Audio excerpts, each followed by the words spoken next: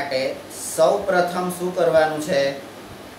તો સૌ પ્રથમ આપણે કરવાનું છે દરેક સૂત્રની ફરતે એક બોક્સ બનાવી દો. એટલે જે પણ આપણે રાસાયણિક સમીકરણ આપેલું છે એની ફરતે એક બોક્સ બનાવી દો. બરાબર? તો તબક્કા નંબર 1 આને આપણે એ કહીશું, આને આપણે કેપિટલ V કહીશું. બીજો તબક્કો, હવે અસંતુલિત રાસાયણિક સમીકરણ 1.5 માં હાજર રહેલા જુદા જુદા તત્વો ના પરમાણુની સંખ્યાની યાદી બનાવો. તો આગળ આપણે જે કોષ્ટક બનાવ્યું હતું વિજ્ઞાનમાં પણ હવે ગણિતની જેમ તમારે સ્ટેપ કરવાના છે. બરાબર? તો Fe એટલે શું છે? તો કે આયન. બરાબર? H શું છે? તો કે હાઇડ્રોજન. અને O શું છે? તો કે ઓક્સિજન. તો આ 3 તત્વો આપણને આ સમીકરણમાં દેખાય છે, બીજું કોઈ તત્વ આપણને દેખાતું નથી. તો Fe એમાં પ્રક્રિયકોમાંના પરમાણુની સંખ્યા, તો Fe ની સંખ્યા કેટલી છે? 1 છે, પણ નિપજોમાં Fe એ 3 થઈ જાય છે. તો આ બાજુ 1 છે તો આ બાજુ 3 કેવી રીતે થયા? અંદર એવું તો શું થયું? તો વધી ગયા. બરાબર? દૂધમાં ઉભરો આવ્યો એટલે વધી ગયા. હવે દૂધમાં ઉભરો આવે તો પણ દૂધની 1 લીટર દૂધ હોય તો 2 લીટર થોડું થઈ જાય છે. બરાબર? તો અહીંયા પણ આ વસ્તુ કેવી રીતે થઈ? તો આપણે એને સંતુલિત કરવાનું. પ્રક્રિયકોમાં હાઇડ્રોજનના 2 અણુ છે તો નિપજોમાં પણ 2 છે, એટલે એને સંતુલિત કરવાની જરૂર નથી. પણ જો એની જોડેવાળા કોઈને સંતુલિત કરો તો તમારે એને પણ સંતુલિત કરવું પડે. ઓક્સિજનના પ્રક્રિયકોમાં 1 અણુ છે અને નિપજોમાં 4 છે. હવે ઓક્સિજન આ બાજુ 1 જ હતો, આ બાજુ 4 થઈ ગયા. કેવી રીતે થઈ ગયા? તો એ ચાલે નહીં. તબક્કો 3, ત્રીજા તબક્કામાં સરળતા ખાતર સૌથી વધુ પરમાણુઓ ધરાવતા સંયોજનના સમતુલનની શરૂઆત કરો. સમતુલનની શરૂઆત ક્યાંથી કરવાની? તો વધારે તત્વો કયા છે? તો સૌથી વધુમાં કોઈ પણ તમે લઈ શકો. અહીંયા આગળ તમને હાઇડ્રોજન અને ઓક્સિજન એવા 2 તત્વોનું એક સંયોજન છે, અને આયન અને ઓક્સિજન એવા 2 તત્વોનું સંયોજન છે. તો તમારે કઈ બાજુથી શરૂ કરવું એ તમે નક્કી કરી શકો. કોઈ પણ બાજુથી શરૂ કરી શકાય. તે પ્રક્રિયક કે નિપજ ગમે તે હોઈ શકે. આ બાજુથી પણ શરૂ કરાય, આ બાજુથી પણ શરૂ કરાય. તે સંયોજનમાં સૌથી વધુ પરમાણુ ધરાવતું તત્વ પસંદ કરો. હવે અહીંયા હાઇડ્રોજન 2 છે. બરાબર? અહીંયા આગળ તમે Fe3O4, તો એ Fe ના 3 અને ઓક્સિજનના 4 એવા અણુ છે. બરાબર? તો સૌથી વધુ કયું છે? તો આ બાજુનો Fe3O4 એ તમારું સૌથી વધારે ધરાવતું તત્વ, એને આપણે પસંદ કરીએ છીએ. તો આ માપદંડ એટલે કે સિદ્ધાંત પ્રમાણે Fe3O4 અને તેમાં રહેલા ઓક્સિજનના તત્વની પસંદગી કરીએ છીએ. કારણ કે ઓક્સિજન એ 1 જ હતો, એ 4 કેમના થઈ ગયા એ આપણે જોવું પડશે. બરાબર? જમણી તરફ ઓક્સિજનના 4 પરમાણુઓ છે, જ્યારે ડાબી તરફ ઓક્સિજનનો માત્ર 1 જ પરમાણુ છે. બરાબર? તો હવે આપણે શું કરવું પડશે? તો કે આ ઓક્સિજનના પરમાણુને સંતુલિત કરવા પડશે. તો એના માટે શું કરવું પડે? તો ઓક્સિજનના પરમાણુઓ એ શરૂઆતમાં એટલે કે પ્રક્રિયકોમાં H2O એમાં 1 જ છે. બરાબર? અને નિપજોમાં એ O4 છે. Fe3O4 એમાં 4 છે. તો આપણે આ બાજુ 4 હોય, જમણી બાજુ 4 હોય અને ડાબી બાજુ 1 હોય, તો બંને સરખા કરવા માટે આપણે શું કરવું પડે? તો ડાબી બાજુ પણ 4 વડે ગુણવા પડે. બરાબર? તો સંતુલિત કરવા માટે આપણે પ્રક્રિયકોમાં 1 ગુણ્યા 4 અને પાછળ 4 ના 4 એ રીતે આપણે કરીએ. ત્યાર પછી તે ચોક્કસપણે યાદ રાખવું જરૂરી છે કે પરમાણુની સંખ્યા સમાન કરવા માટે આપણે પ્રક્રિયામાં ભાગ લેતા સંયોજનો કે તત્વોના સૂત્રો બદલી શકતા નથી. અહીંયા તમને જે સૂત્રો આપેલા છે એ સૂત્રો બદલવાના નથી. બરાબર? તમે Fe3O4 છે એને FeO2 એવી રીતે FeO એવું કરવાનું નથી તમારે. બરાબર? પણ તમારે એને અંદરના તત્વોને ગુણાકાર કરીને એ તમારે કરવાનું છે. તો સૂત્રો બદલી શકાતા નથી. G પછી H. ઉદાહરણ તરીકે ઓક્સિજન પરમાણુને સંતુલિત કરવા માટે આપણે 4 સહગુણક, આ સહગુણકને અંગ્રેજીમાં કોએફિશિયન્ટ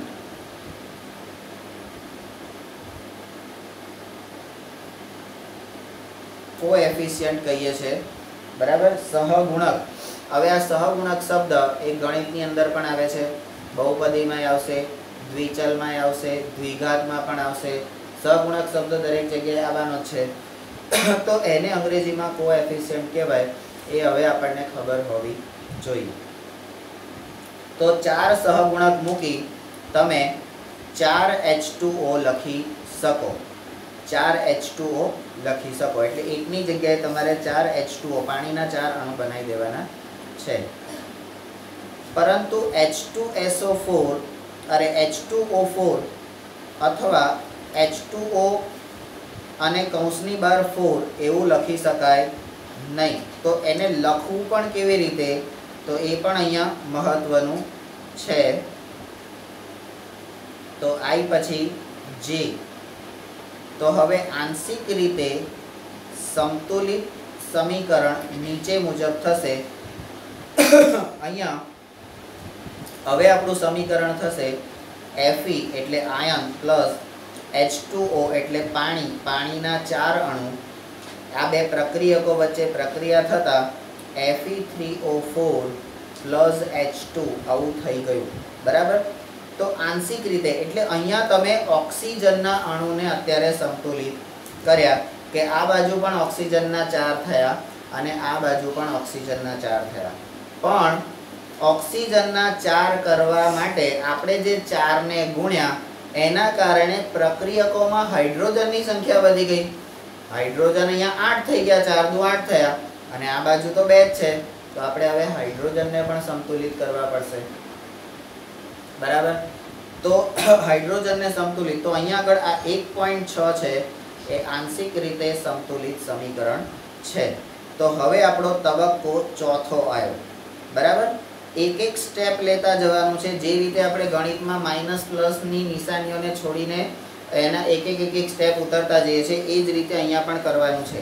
એકદમ આમાં હું આમ કરી નાખું આને આમ ગુણી નાખું એ રીતે કરવાનું નથી, બરાબર. પહેલા આ સિસ્ટમ સમજી લેવાની, પછી એકવાર ફાવટ આવી જાય પછી તમે આને ડાયરેક્ટ પણ કરી શકો. તબક્કો 4. તો તબક્કા 4 ની અંદર Fe અને H ના પરમાણુ હજી પણ સંતુલિત નથી.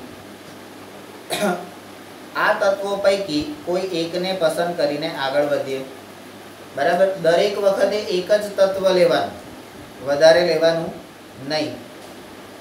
તો ચાલો આપણે આ આંશિક રીતે સંતુલિત સમીકરણમાં હાઇડ્રોજન પરમાણુઓના ને સંતુલિત કરીએ. કેમ? તો કે અહીંયા હાઇડ્રોજનના આ બાજુ 8 થઈ ગયા, આ બાજુ 2 છે. તો હાઇડ્રોજનને આપણે 8 કરવા પડશે. તો C પછી સ્મોલ d. હાઇડ્રોજન પરમાણુની સંખ્યા સમાન કરવા માટે જમણી તરફ હાઇડ્રોજનના અણુઓની સંખ્યા આપણે 4 કરવી પડે. તો હાઇડ્રોજન પરમાણુ શરૂઆતમાં પ્રક્રિયકોમાં 8 પરમાણુ છે, કારણ કે 4H2O એટલે 4 દુ 8 એટલે 8 પરમાણુ છે અને નિપજોમાં H2 એટલે 2 જ હાઇડ્રોજન પરમાણુ છે. તો સંતુલિત કરવા માટે આપણે નિપજોમાં એને 4 વડે ગુણવા પડશે. તો એનાથી આપણું સમીકરણ નીચે પ્રમાણે થશે. D પછી E. તો આપણું સમીકરણ જે છે Fe પ્લસ 4H2O પાણીના 4 અણુ અને નિપજ તરીકે Fe3O4 પ્લસ 4H2. એટલે હવે અહીંયા આ સમીકરણ પણ આંશિક રીતે સંતુલિત છે, કારણ કે આ સમીકરણમાં તમારા ઓક્સિજન અને હાઇડ્રોજન આ બેના પરમાણુઓ સમાન થયા. પણ હજી તમારું આખું સમીકરણ સમાન નથી. કેમ? તો કે અહીંયા Fe જે છે, Fe એ 3 છે, આ બાજુ 1 જ છે, તો એને હવે તમારે કરવા પડશે. તો એ કરતાં પાછા ઓક્સિજનના વધી જશે, તો શું કરવું પડે એ પણ આપણે જોઈએ. બરાબર. એ પછી હવે તબક્કો આપણો 5. પાંચમા તબક્કામાં આપણે હવે જઈએ છીએ. તો ઉપરોક્ત સમીકરણને ચકાસો અને સંતુલિત ન હોય તેવું ત્રીજું તત્વ પસંદ કરો. તમે જોશો કે માત્ર એક જ તત્વનું સંતુલન બાકી છે અને એ છે આયન. આયન એટલે લોખંડ અને લોખંડ એટલે Fe. હવે આપણને આટલું બધું કર્યા પછી હવે આપણને આપ્યું કે આ Fe શું છે, તો Fe એ આયન છે. આયન એટલે લોખંડ. આપણે લોખંડને કારણ સમજતા હતા. બરાબર. તો આયન એટલે લોખંડ. અહીંયા આગળ આપણે આયન એટલે લોખંડ, તો આપણે Fe લખવાનું ભૂલવાનું નહીં. તો એના પરમાણુઓ પ્રક્રિયકોમાં 1 છે અને નિપજોમાં 3 છે, તો આપણે પ્રક્રિયકોમાં 3 વડે ગુણવા પડે. તો એ 3 વડે ગુણીએ તો Fe ને સંતુલિત કરવા માટે આપણે ડાબી તરફ Fe ના 3 પરમાણુ લઈએ, તો આપણું સમીકરણ 3Fe વત્તા 4H2O નિપજોમાં Fe3O4 વત્તા 4H2, આવું એક સમીકરણ નંબર 8 1.8 આપણને અહીંયા મળશે. એ પછી હવે આપણે F, આપણો તબક્કો અહીંયા બદલાઈ જાય છે, તબક્કો 6. અંતમાં સંતુલિત સમીકરણની ખરાઈ કરવા માટે હવે આપણે જોઈ શકીએ છીએ કે અહીંયા 3 થઈ ગયા. બરાબર. ઓક્સિજનના એટલા ને એટલા થયા. બરાબર. હાઇડ્રોજનના સંતુલિત થઈ ગયા. એટલે અહીંયા 1.8માં તમારા આયન, એટલે પહેલું કયું કર્યું હતું? ઓક્સિજન. બીજું કયું કર્યું? હાઇડ્રોજન. અને ત્રીજું કયું કર્યું? આયન. તો એ બધા કયા થયા? અહીંયા સમાન થઈ ગયા. તો ખરાઈ કરવા માટે તેમાં રહેલા દરેકે દરેક તત્વોના પરમાણુની ગણતરી કરીએ તો અહીંયા તમને ગણતરી કરતા આ સંતુલિત સમીકરણ અહીંયા આગળ મળે છે. તો સંતુલિત સમીકરણ હવે તમારું શું થયું? તો 3Fe વત્તા 4H2O એરો કરીને નિપજ તરીકે Fe3O4 વત્તા 4H2. બરાબર. આને આપણે શબ્દોમાં કહીએ તો આયનના 3 અણુઓ અથવા તો પરમાણુઓ પાણીના 4 પરમાણુઓ સાથે પ્રક્રિયા થતા આપણને Fe3O4 નો 1 અણુ અને હાઇડ્રોજનના 4 અણુ છૂટા પડે છે. આને આ રીતે આપણે શબ્દોમાં કહી શકીએ. બરાબર. તો હવે સમીકરણ 1.9માં બંને તરફ રહેલા તત્વોના પરમાણુની સંખ્યા સમાન છે. હવે આ સમીકરણ સંતુલિત છે. તો રાસાયણિક સમીકરણોને સંતુલિત કરવાની આ પદ્ધતિ,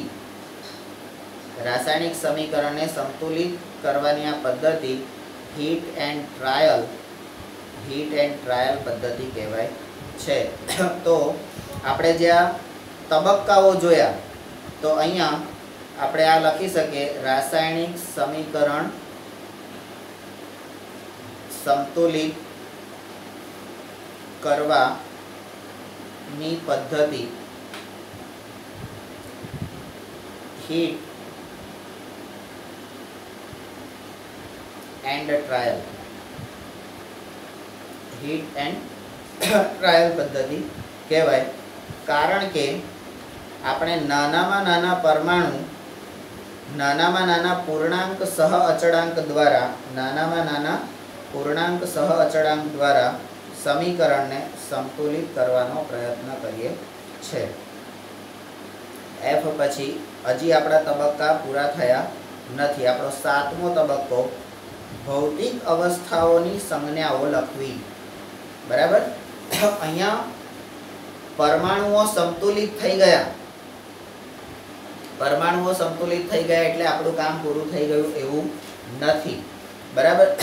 केम तो के आपणे आगळ रासायणिक प्रक्रियाओ ज्यारे समजता था त्यारे अंदर लखेलुं छे के अवलोकनोमां शुं थाय छे तो के अवस्थामां परिवर्तन थाय छे, रंगोमां परिवर्तन थाय छे, वायुनुं उत्सर्जन थई जाय छे अने तापमानमां परिवर्तन आवे छे।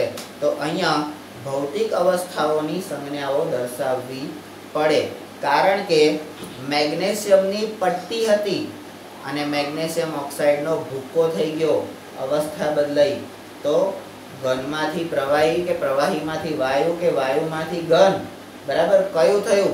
हाँ, तो ए आपणे भौतिक अवस्थाओनी जे संज्ञाओ छे ए संज्ञाओ आपणे दर्शाववी पड़शे। तो भौतिक अवस्थाओनी संज्ञाओ लखवी आवुं आपणे तबक्का 7 मां करवानुं छे।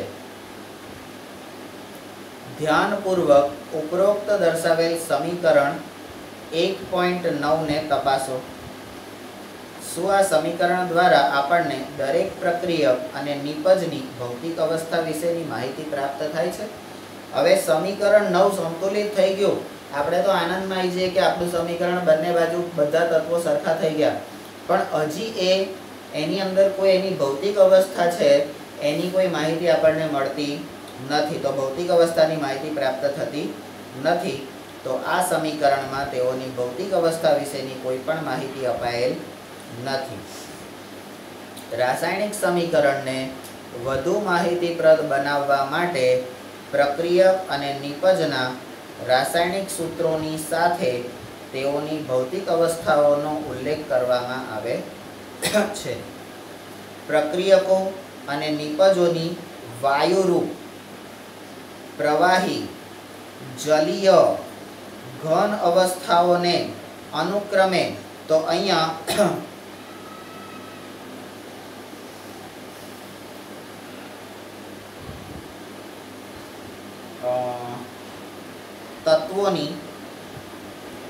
तत्वोनी भौतिक अवस्था, तत्वोनी भौतिक अवस्था तो अहींया 4 आपणने आपेली छे। वायुरूप, प्रवाही, जलीय अने घन, आ 4 अवस्था छे। आ वायुरूप जे छे एने आपणे गैस कहीशुं तो एने कौंसमां जी तरीके दर्शाववानुं छे। प्रवाही आने आपणे GAS गैस आ रीते कहीशुं। प्रवाहीमां आपणे L कहीए छे, आ L ने आपणे लिक्विड कहीशुं, लिक्विड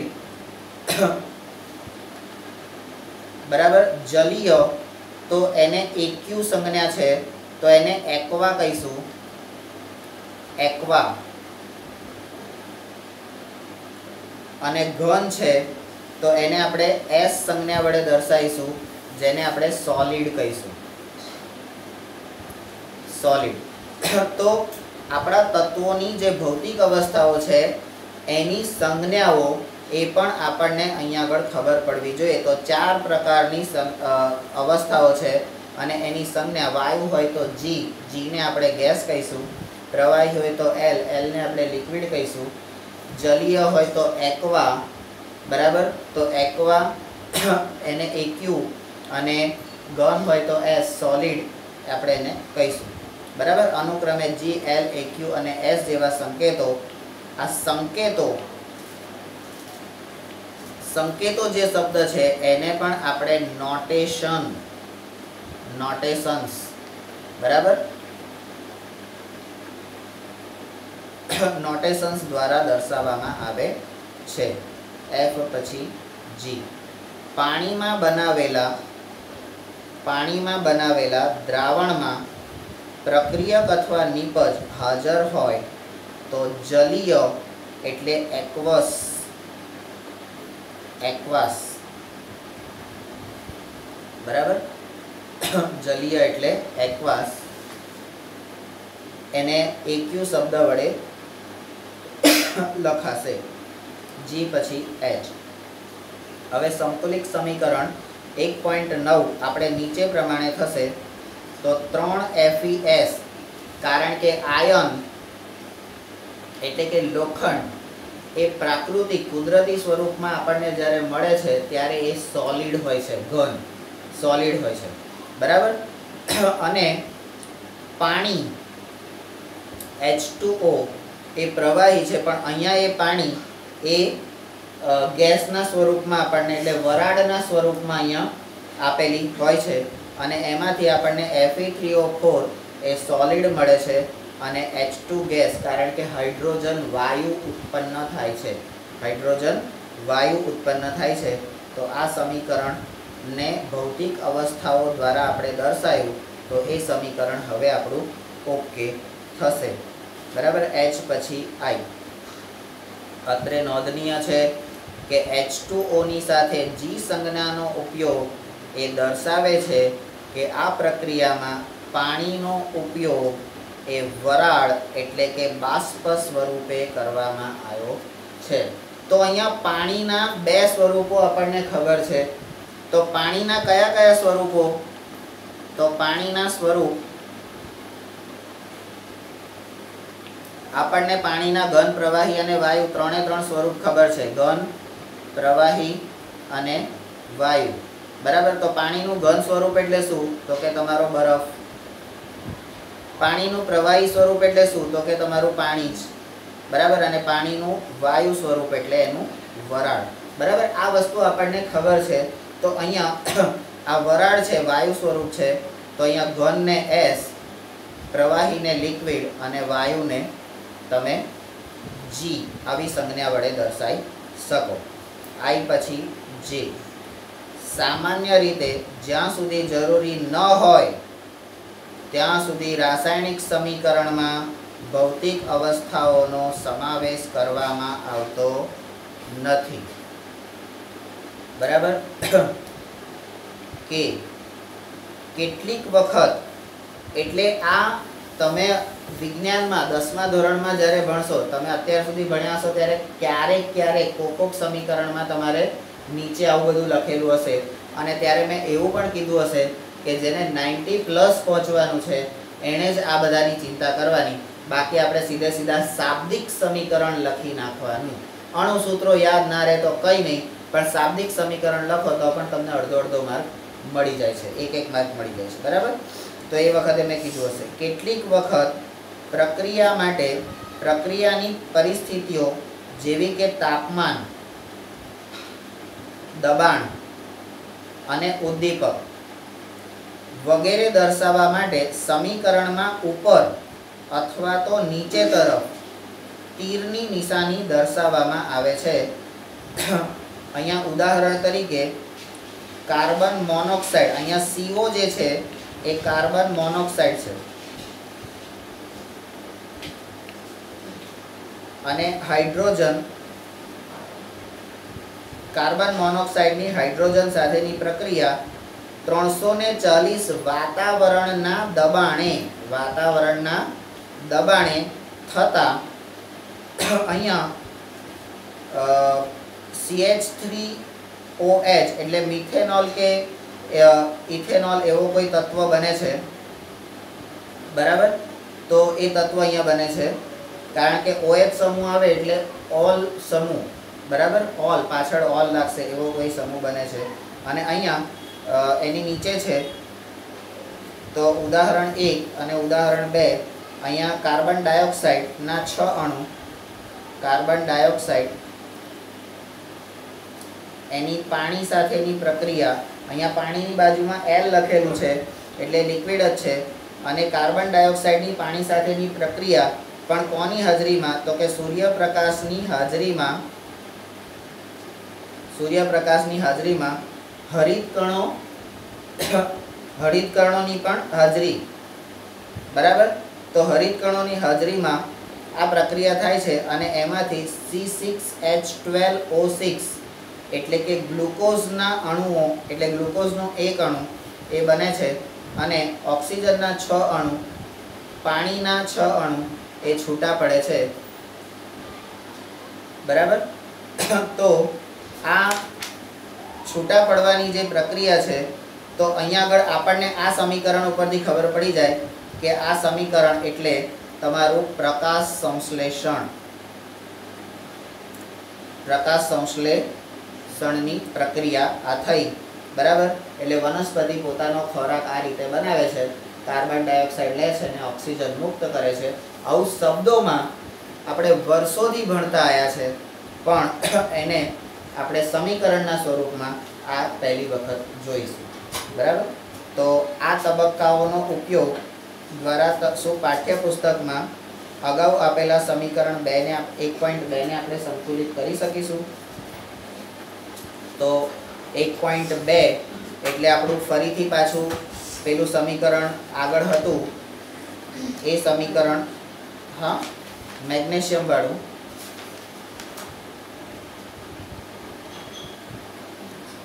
Mg+O2 માંથી MgO બનવાનું. તો એને આપણે સમીકરણને સંતુલિત કરવાનો પ્રયત્ન કરવાનો છે. તો આ તબક્કાને આપણે શું કહીશું? હીટ એન્ડ ટ્રાયલ પદ્ધતિ. તો આ પદ્ધતિથી આપણે રાસાયણિક સમીકરણને સંતુલિત કરી શકીએ છીએ. બરાબર.